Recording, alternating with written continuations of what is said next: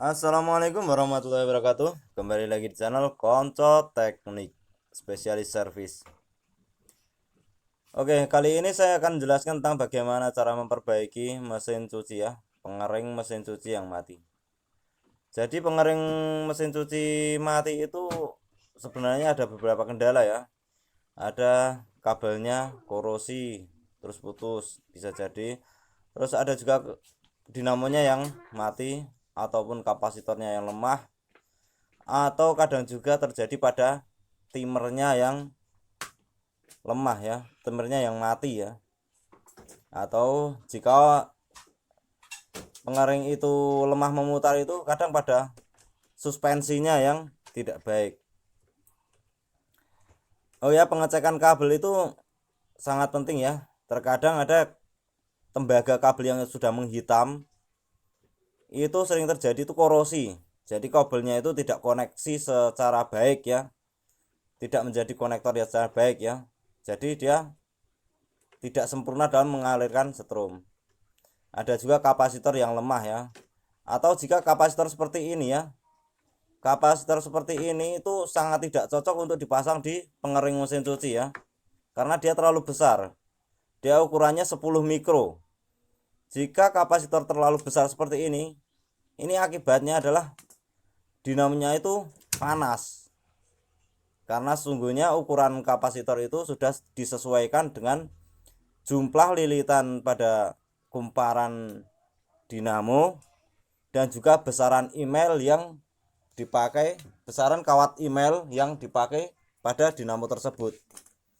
Jadi dalam memasang kapasitor itu harus sesuai dengan ukurannya ya. Kalau biasanya kapasitor pengering itu menggunakan 3 mikro, 4 mikro sampai dengan 6 mikro, 6 mikrofarad ya. Dan di atas 6 mikro itu sudah jarang sekali kalau untuk mesin cuci umum rumahan seperti ini itu. Jika dipasang 10 mikro itu akan sangat kencang. Pada awalnya sangat kencang, tapi lama kelamaan dia akan panas. Dan seperti ini, jika dites dia sudah short, sangat berkurang sekali ya daya hambatnya itu. Jadi seharusnya itu dia mempunyai 120 daya hambat di kumparan utama dan 170 daya hambat di kumparan bantu ya.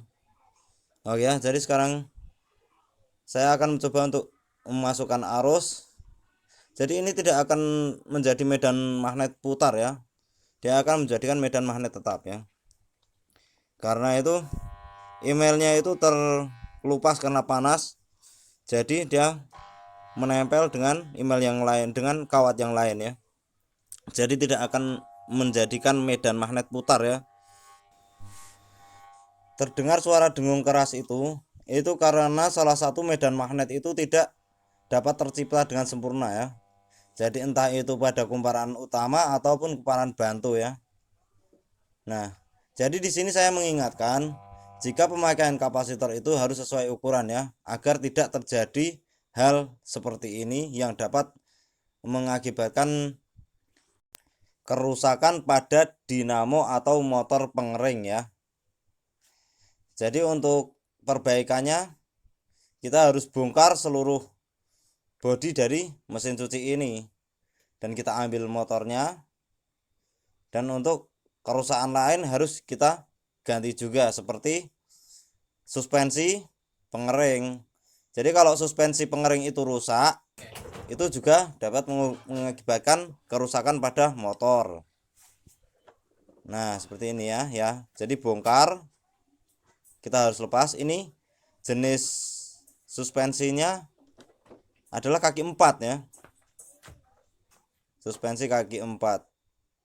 Untuk dinamo seperti ini pada beberapa tempat ini susah dicari ya. Tapi sekarang ada di online kok.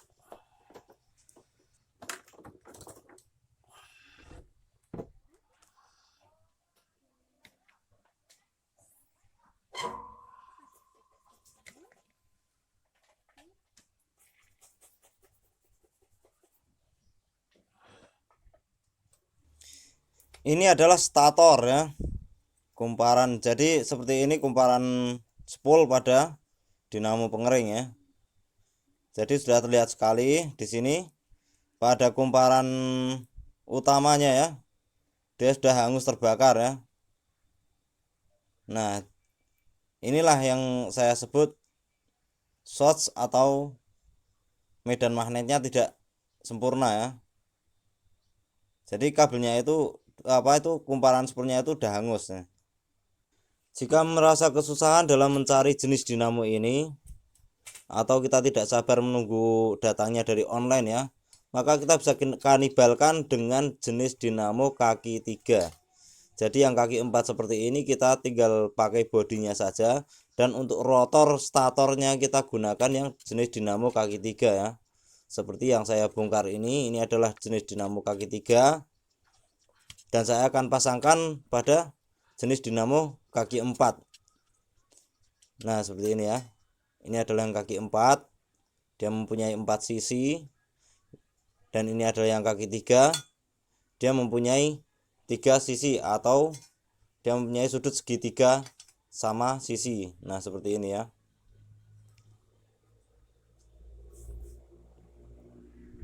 Pada inti pokoknya kita gunakan statornya dan rotornya. Nah, untuk stator dan rotornya itu, untuk besar atau kecilnya itu sama, yang penting asnya, besar kecil asnya itu yang harus kita perhatikan ya. Seperti ini dia mempunyai sisi sama. Untuk asnya itu mempunyai sisi sama, biarpun untuk rotornya itu berbeda ya, tapi asnya, besar asnya itu sama-sama mempunyai as 10. Jadi kita tetap bisa pasangkan walaupun besar bodi rotornya itu beda ya. Itu tidak masalah ya, karena nanti bodinya akan kita pakai yang segi 4, tapi yang intinya asnya ya yang kita gunakan sebagai ukuran. Nah, seperti ini kan. Rata-rata untuk dinamo pengering mesin cuci ukuran 9 kilo ke bawah itu dia menggunakan as 10. Untuk motor pengeringnya itu menggunakan as 10 ya. Jadi hampir semua jenis motor pengering biarpun universal itu bisa dikanibalkan. Untuk lubang bautnya itu juga sama, itu rata-rata sama, jadi rata-rata bisa dikanibalkan. Untuk motor pengering kaki 4 ini seperti ini banyak saya dapati pada mesin cuci jenis Sanken.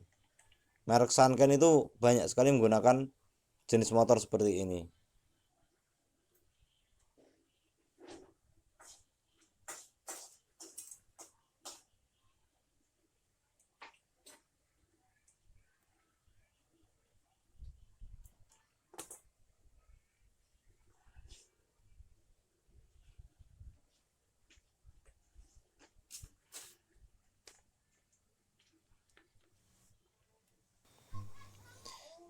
Ini adalah sil pengering ya.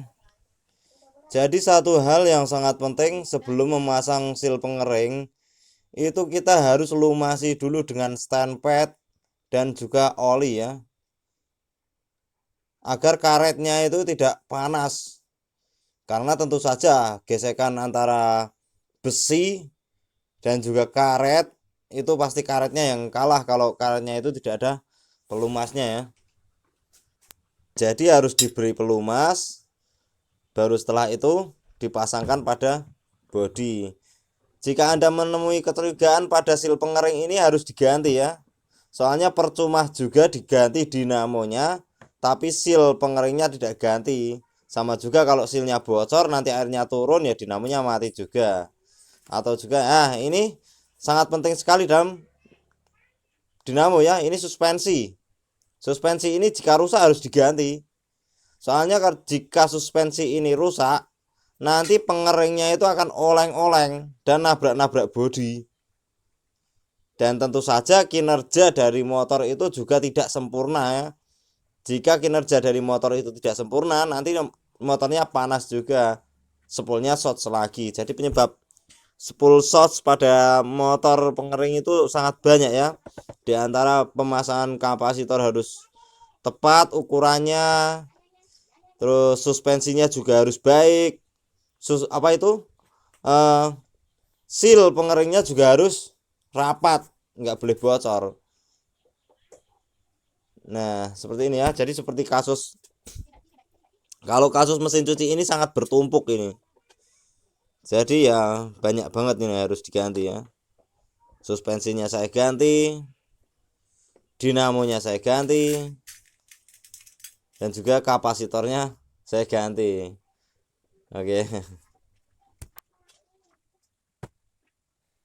Saya harap saudara-saudara semua menyempatkan diri untuk mensubscribe channel saya ya.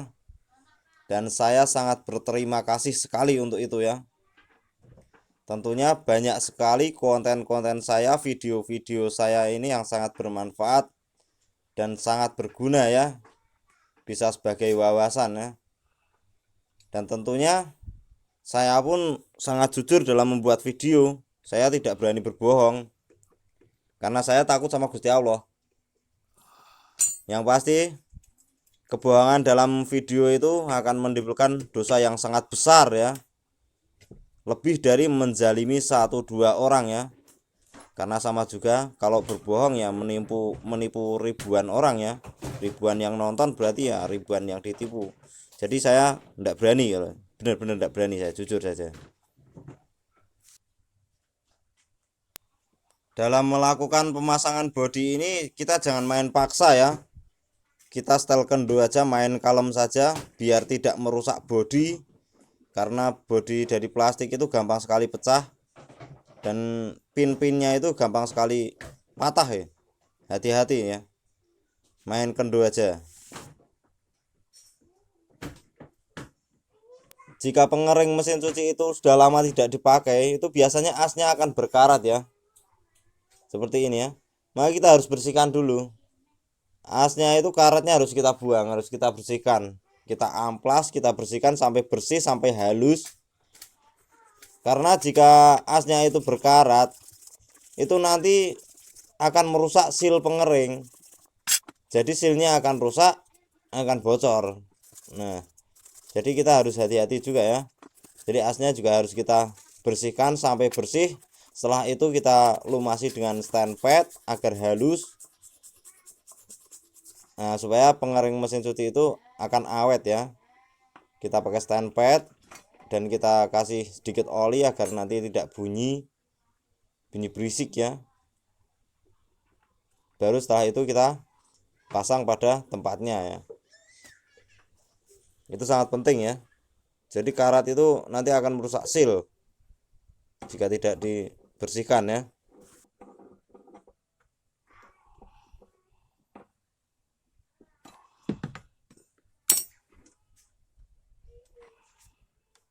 Kita lakukan pengecekan pada kabel untuk mencari arus langsung dan juga kapasitor. 211 ini adalah kumparan bantu ya. Jadi kuning dan merah itu 218. Sekarang kuning dan biru nilainya 118 ya, berarti ini kumparan utama. Jadi yang kuning ini arus langsung ya.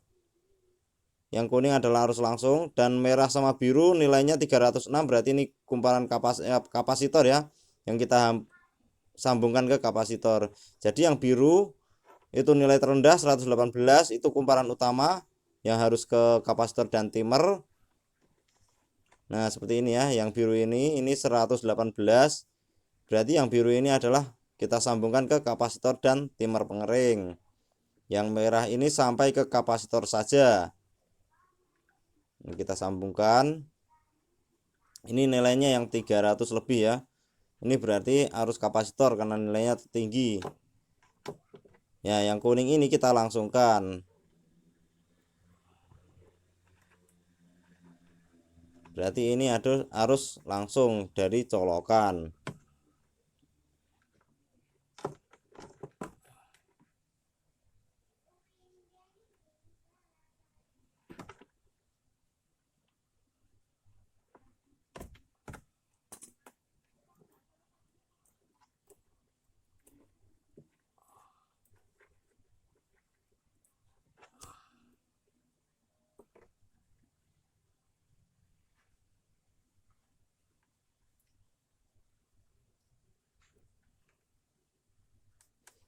Checking, kita cek ya.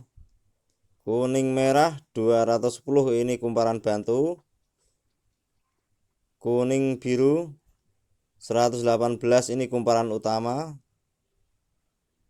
Nah, jadi yang biru kumparan utama, yang merah ini kumparan bantu. Ini hanya sampai kapasitor saja. Dan kuningnya ini kabel langsung sampai colokan. Nah, ini kumparan utama ya, sampai ke timer. Sekarang kita coba untuk melihat putarannya.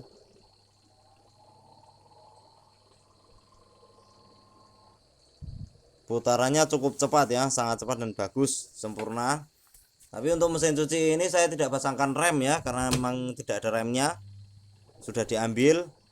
Jadi saat pintu dibuka dia berhenti, hanya mengandalkan switch dari pengering saja, switch otomatis saja. Nah, jadi saat dibuka dia tidak langsung berhenti karena nggak ada remnya.